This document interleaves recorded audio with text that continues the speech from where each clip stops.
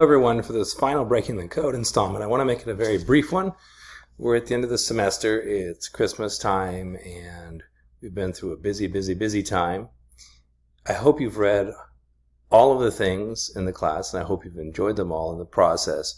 I chose ones that I'm particularly fond of, and that I have a personal connection to in one way or another, and I thought they would make for good readings for you.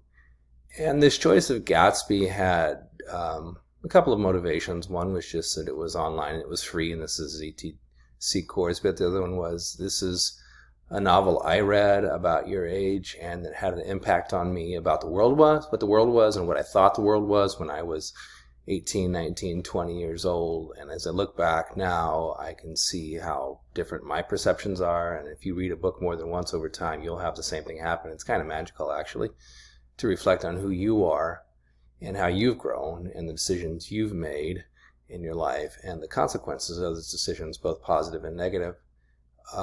So I think back particularly about the last lines of Gatsby, which are some of the most famous lines to end a novel ever written. And they are, "So we beat on, boats against the current, borne back ceaselessly into the past." And that can mean a lot. I would love for you to sit and ponder it. And you can certainly use it as a vehicle to open up the meaning of the novel as a whole, but it's much bigger than that, too. It's a we thing. We beat on. Back then, when the novel was written 100 years ago, in the Roaring '20s, it was a wealthy time. It was a shallow time.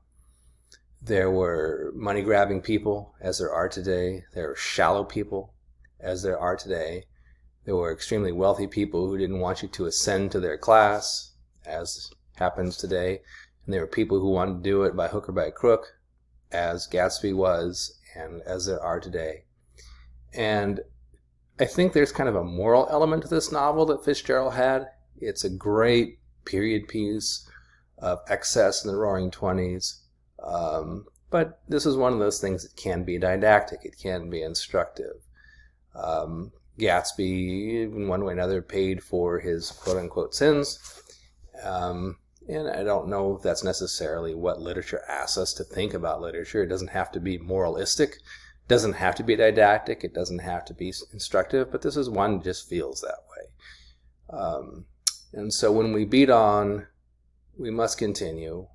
Our boats are against the current because we're moving our way into things that are much more big than us, much bigger than us, much more powerful than us, steering our little boats ahead.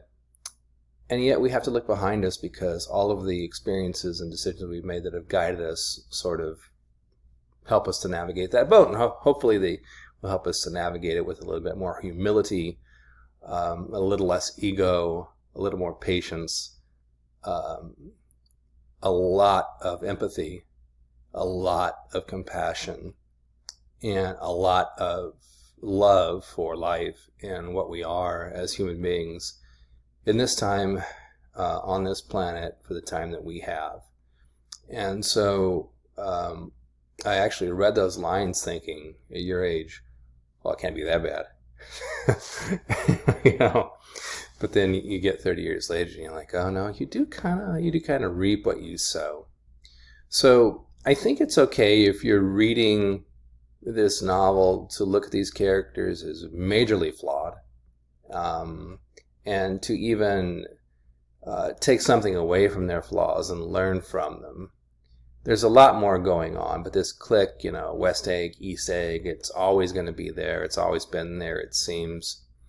And hopefully we as people can find a more spiritual way out of those things.